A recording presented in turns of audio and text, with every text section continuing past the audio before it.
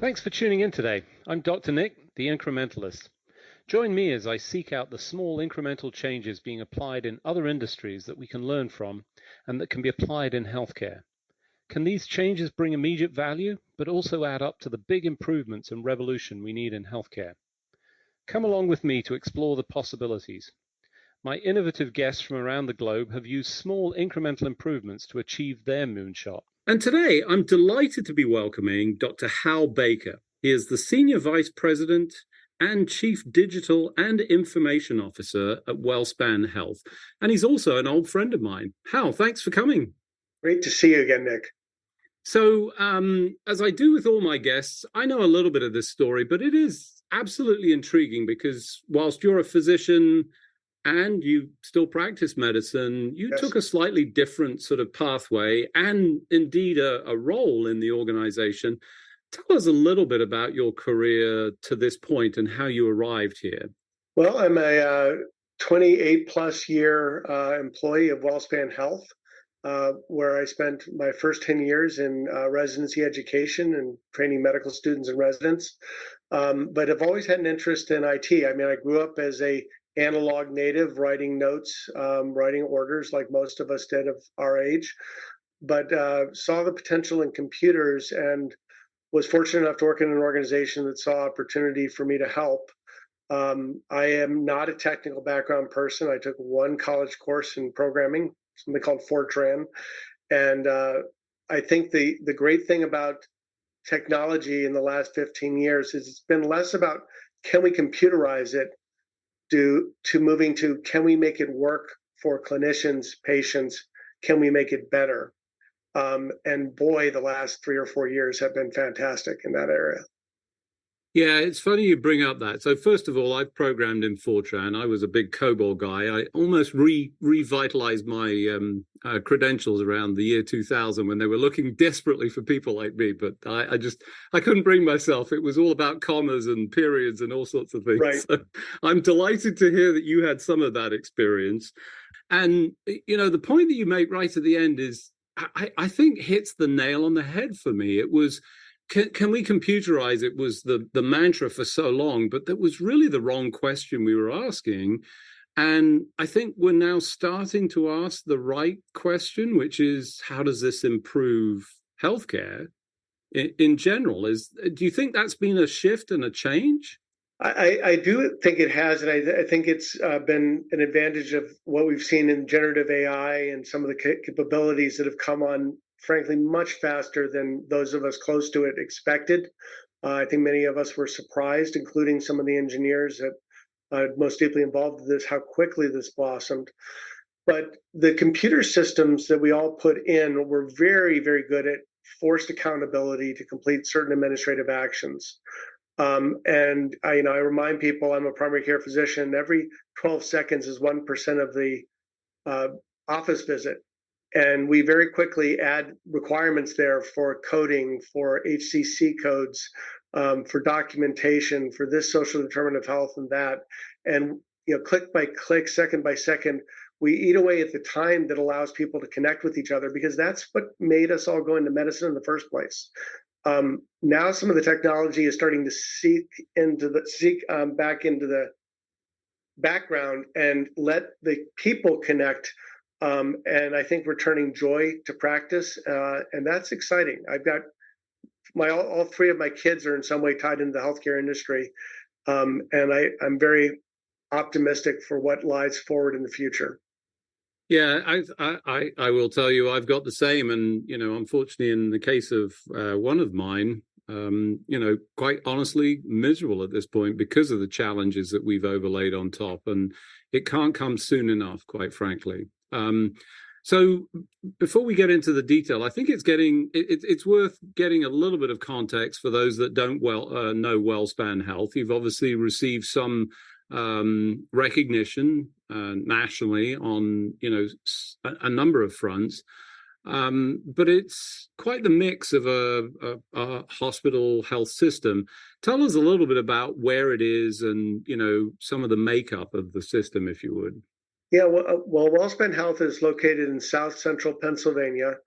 It largely is a 6-county health system hugging the border of Maryland and Pennsylvania, York County, Lancaster County, Lebanon County, Adams County, which has Gettysburg, Franklin County. So that area, not large cities, a lot of rural area, a lot of farmland and orchards. But we have been the locally governed, locally run health system here, community-minded, voluntary board, dedicated to providing healthcare to our communities in every way and meeting the needs for the journey that is life, as our saying goes. And it has been an organization that's been very mission and purpose driven. It's the reason I chose to begin my career here out of my fellowship, and have been very proud to see what it has maintained over the near 3 decades I've been with it in terms of its commitment to just do the right thing.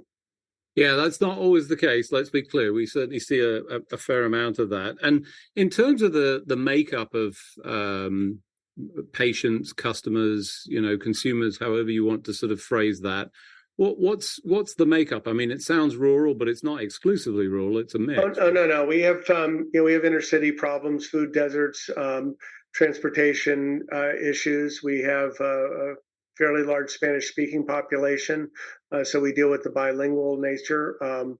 We had to do a lot of work with the Spanish-speaking churches to help get COVID information and COVID vaccinations out to that community when we saw disproportionate outcomes affecting that community. We work a lot on equity and trying to drive equity in our care across all groups. We've been supporting the LGBTQ community well before that became legally a right of people. I remember recruiting residents because we offered same-sex benefits when very few hospitals did, just because we could meet them where they were. So that's what's always made me proud about the organization. But we've also, while being very stewardly, not grandiose by any means, we have always been really focused on making sure we made the investments in the technology that helped get us better. Some of our cardiovascular services are just world-class. Our work in some 4D imaging in cardiology, I think, is groundbreaking. And we built a patient portal that wasn't what we were always comfortable with as providers, but it was what we wanted when we were the patients. And if you follow that golden rule of do unto others as you would want them to do unto you when you're sick, boy, that does help you make some decisions at times where there are difficult forks in the road. Yeah, I've got to call you out as one of the big supporters of open sharing of information. Every few months we see an email thread that shows up on a message board that you and I are both part of. People going, well, should we share results? Should we share all of these things with patients? And you're one of the first to always jump in. We've been doing this for a very long time, by the sounds of it. Absolutely. And I'm certain that it's not without bumps and challenges. But overall, it sounds like that's been, a foundational piece of information sharing with your community. It is. And you do have those moments where people will find out devastating news on the patient portal because we now are not legally allowed to withhold it. But sometimes the result comes back and it is some tragic news. But when you see that the person was hitting refresh every 5 minutes for the last 90 minutes, you know that they desperately wanted it. And now they've learned something bad, but they've learned it, and they didn't learn it in the warmest way. But when they do come into the office, they'll have their questions clear. And they clearly had that demand and need. And while we have those stories, we also have the people who got to sleep through the weekend because they now know their kid doesn't have leukemia, that the tumor hasn't recurred in their chest CT. And I do believe that sometimes limbo is the worst place you can leave yourself for a prolonged period of time, and there's the greatest suffering in uncertainty. At least that's my belief as a clinician. We've had good support for that ideal amongst our leadership, and it's kept us true to that path. Well, I've always been grateful for your voice and support on the matter, because I feel very strongly about it as well. I think vacuum just creates opportunity for misinformation and all sorts of mind games that we play with ourselves. So, all credit to you. Thank you.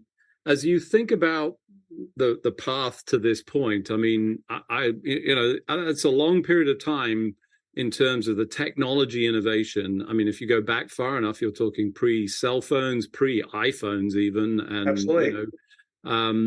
Tell us a little bit about some of the highlights of the things that you created that have been successful through that journey that gets you to this point of, the recognition that you received in, recent piece talking about the digital health most wired health system, which you maintained for a number of years now. So you've clearly worked very hard at it.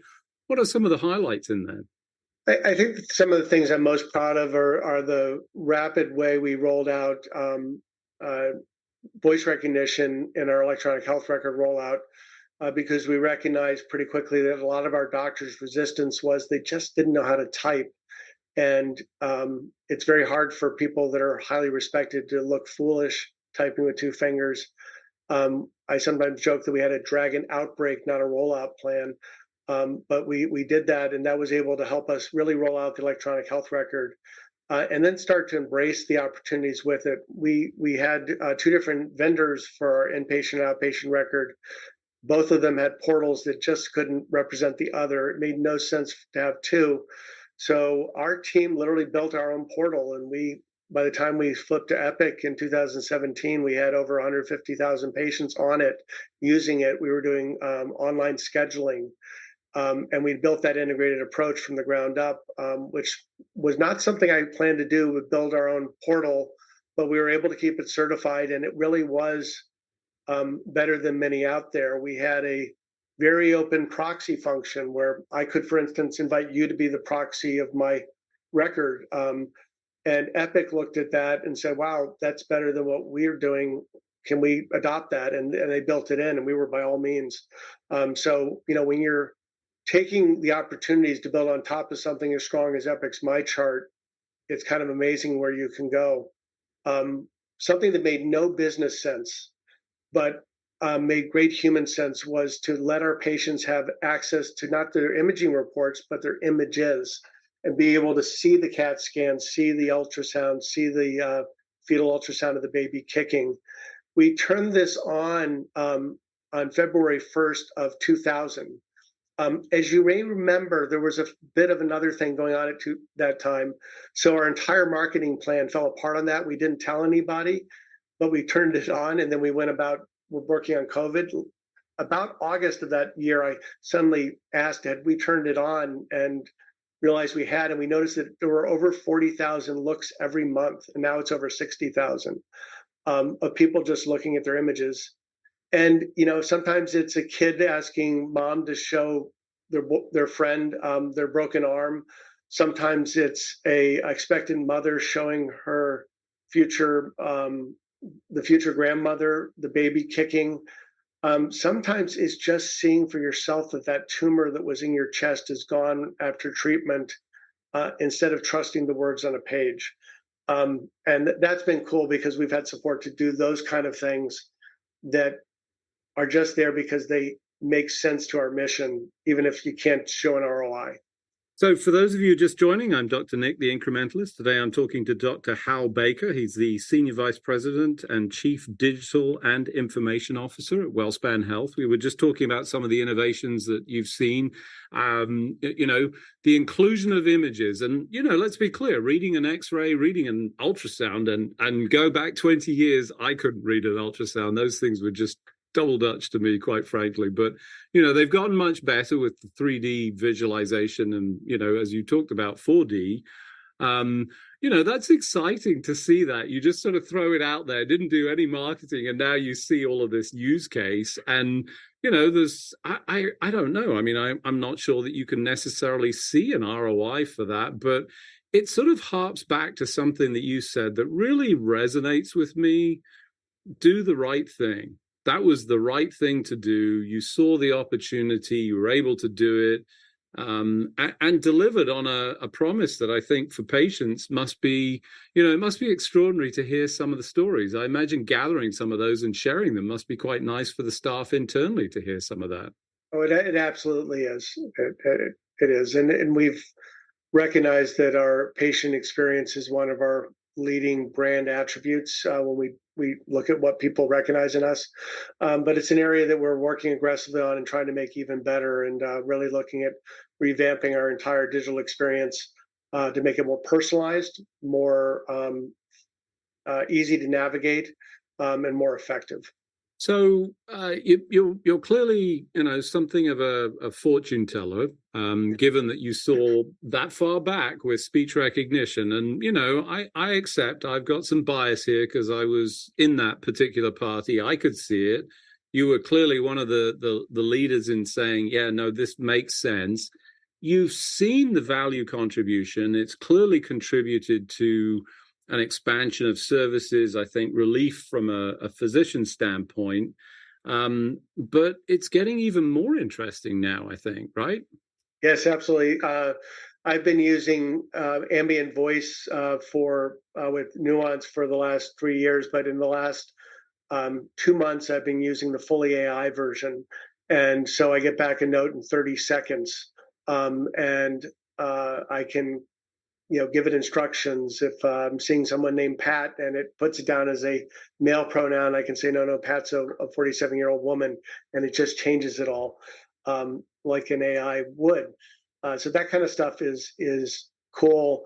What I underestimated until I experienced it is taking off the responsibility for a clinician to run the tape recorder in their head of keeping track of all the details to regurgitate into a note for the business of medicine instead of just being present. That was much more of a psychological tax than I realized until it was removed. And what we've seen from our providers is that they are often blown away by how much better they feel, how much happier they are in the office. Their spouses sometimes are able to really give us clear information about, I've got a different partner coming home to me, who's coming home earlier with less on their mind and able to be more focused on our family. That's great. And we're doing similar work in nursing with virtual nursing with a company called Artisight, which augments with AI tasks that can be really repetitive, like being a sitter one-on-one with the patient. With an AI, we can get to 12, 13 to 1. But a virtual nurse who can come into the room and do a history, double check on things, it's creating a new problem for us that we haven't had in a while, which is how do we survey our staff to quantify the return of joy to their work? Because that hasn't been a problem for me in a while. But now that's one of the things we're working on our methodology to get the impact of this, because we think that it is worth capturing and it's really out there. And we have anecdotes and stories and interviews, but we want to quantify it. So I mean, I think, some fantastic progress and opportunities there. You talk about the ambient listening and how much that's progressed. And I've certainly talked about this recently. I stepped away for a while and was truly surprised at the capabilities of this and the number of entrants that are now sort of appearing to say, we can do this. I think this whole area is going to explode. And, you talk about the elements of giving back to the physicians, but it's not just time. You're right. It's sort of hanging on to, what did I forget?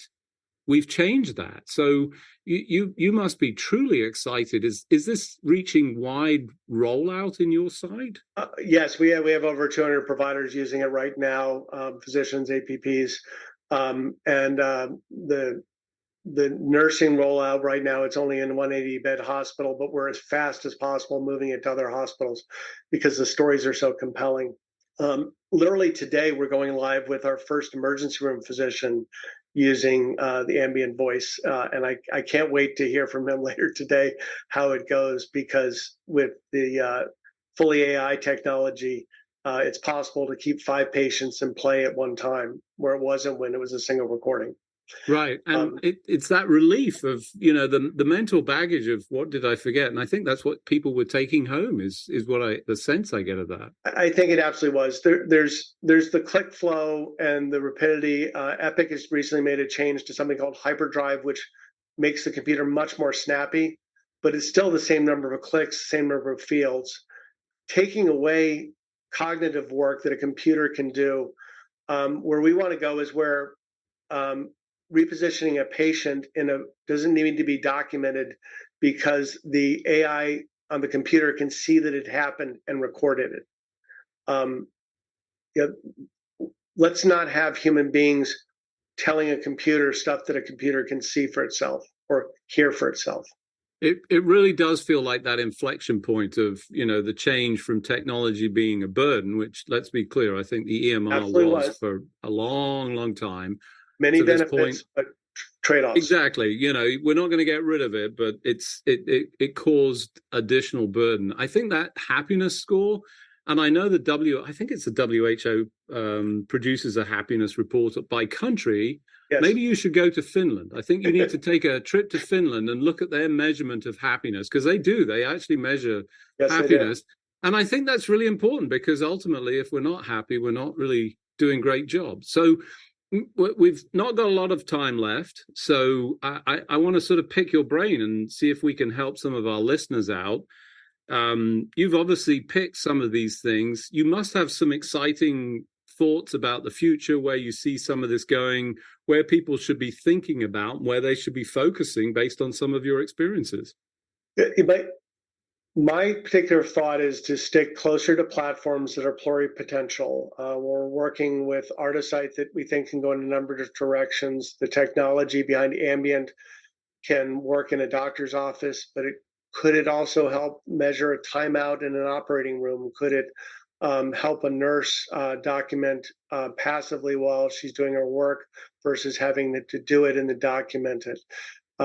Those are the kind of things that are interesting to us. Another company called KeyCare that we work with has been great. But one of the challenges, it could help us in so many different ways. It's sometimes hard to choose. And there is that paradox of choices that you deal with when you have a platform. But I would encourage people not to get too hung up on picking the thing that has the most value. Just pick something valuable where you've got the right leadership and get going, because there will be many parallel opportunities to pivot to. And it's most important to get something done and not let perfect be the enemy of right now getting something good done. It is a opportunity-rich time for us to return humanity to healthcare. And let the computers do the work they're best at while the people do the connections that brought them to healthcare in the first place. So it sounds like, and I'm obviously going to pick on this because it resonates a lot with my brand, the Incrementalist. It's don't let perfection stand in the way of progress. Has that been your mantra throughout, do you think? I think it is, and also recognizing that it all has to work together. And if you try to stitch together 14 different niche solutions that is each elegant, the ecosystem will still be fractionated, versus making a few bets on few key platforms. Epic has built everything from one instance, and I don't think that's immaterial to their success or the way things work together. So closing moments as you look forward, where do you see the highlights for where things are going and the opportunity? It feels like medicine might be at an inflection point, and there's hope for my daughter yet. I think there is great hope that the technology will leverage the humanity of people, and we will be able to take some of the drudgery away and let it be handled by very sophisticated computers that have increasingly complex capabilities through AI. It needs to be managed. There'll be missteps, but the future is so much brighter if we can let the humans and the computers each do what they're best at. Yeah, I too am excited about it, although I know I've been excited about other things that didn't quite play out. But I think, the importance of this whole revolution that's coming with AI, the generalized term of this, and I think importantly, the fact that it has context that it can apply on an ongoing basis to deliver additional value with the right guardrails, recognize all of that. It is an exciting time, and I'm hopeful that we can turn the page, as it were, and see a better future for clinicians that you've clearly seen in your institution, where they can spend the time that they want with their patients. Unfortunately, as we do each and every week, we've run out of time. So it just remains for me to thank you for joining us on the show. Hal, thanks for joining me. It was great to see you again. Thank you. Thanks for joining me today. Do you have any better ideas, or have you found a small incremental change that's brought about a big improvement in your world? Let's continue the conversation on our hashtag, The Incrementalist, or share with me at Dr. Nick1 on Twitter. You can find more information about the show on our program page at healthcarenowradio.com, and tune in next time to hear my discussions with leaders and innovators from around the globe who've revolutionized their space by using small incremental improvements to achieve their moonshot. I'm Dr. Nick, the Incrementalist, and I'm starting a revolution through evolution.